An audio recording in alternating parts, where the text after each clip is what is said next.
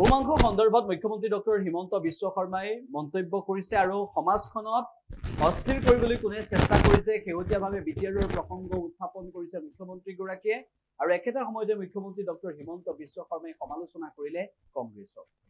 কংগ্ৰেছে নিজেই ইয়াতে গোষ্ঠীগত সংঘৰ্ষ লগুৱাইছিলে, কংগ্ৰেছে সাম্প্ৰদায়িক সংঘৰ্ষ লগাইছিলে আৰু কংগ্ৰেছক সেইকাৰণে বিটিআৰৰ ৰাইজে প্ৰত্যাখ্যান কৰিছে। ফেজ হ'ব নালাগে নহয়, ইমান কাৰ্যকৰ্তা আছে, তেওঁলোকেতো আমাৰ ফেজ। গোটেই আমাৰ ইমান কাৰ্যকৰ্তা আছে, তেওঁলোকেতো আমাৰ ফেজ। আৰু আমাৰ আটাইতকৈ ডাঙৰ ফেজ হ'ল নৰেন্দ্ৰ মোদী।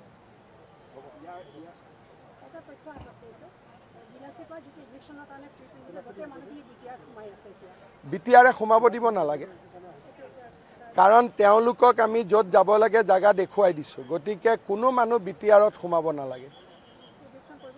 এভিকশ্যনটো অহাকালি হ'বই, কিন্তু মানুহবিলাক নিজে খালী কৰি দিলে আৰু তেওঁলোকক আমি জাগাও দেখুৱাই দিছোঁ ক'ত যাব লাগে। সেই বিষয়টো আমি সিদ্ধান্ত নলওঁ, বিটিআৰৰ বিষয়ে বিটিআৰ প্ৰশাসনে সিদ্ধান্ত লয়। কিয় আস্থা হেৰুৱাব? যোৱাকালিওতো মই প্ৰমোদ বড়োৰ লগত একেলগে মিটিং কৰিছোঁ। আমি কাৰো বিপক্ষে নহয়, আমি সকলোৰে সপক্ষে। যোৱাকালিওতো মই মিটিং কৰিছোঁ, এতিয়াওতো ইজি ব্ৰহ্মৰ লগত গৈ মই মিটিং কৰিম। গতিকে বিজেপি কাৰো বিপক্ষে নহয়, বিজেপি বিটিআৰৰ ৰাইজৰ সপক্ষে।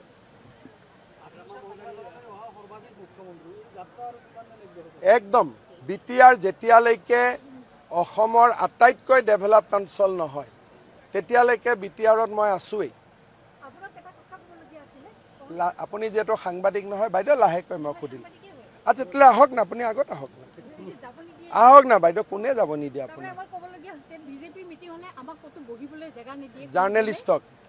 আচ্ছা, এইটো মই একদম অহাবাৰৰ পৰা মই নিজে ফোন কৰি প্ৰথম সুধিম জাৰ্নেলিষ্ট বহিছেনে নাই, পানী চাহ পাইছেনে নাই, তাৰ পিছতে মই ইয়াত আহিম।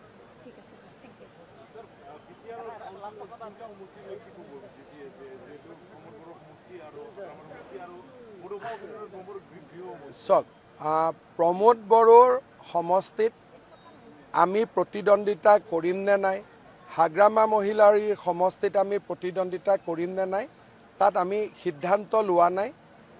এই গোটেই প্ৰতিবেদন অহাৰ পিছতহে আমি সিদ্ধান্ত ল'ম। এতিয়ালৈকে আমি কোন সমষ্টিত খেলোঁ ক'তো সিদ্ধান্ত লোৱা নাই। মাত্ৰ আমি প্ৰভাৰী পঠিয়াইছোঁ, তেওঁলোকে ৰিপৰ্ট দিব আমাক।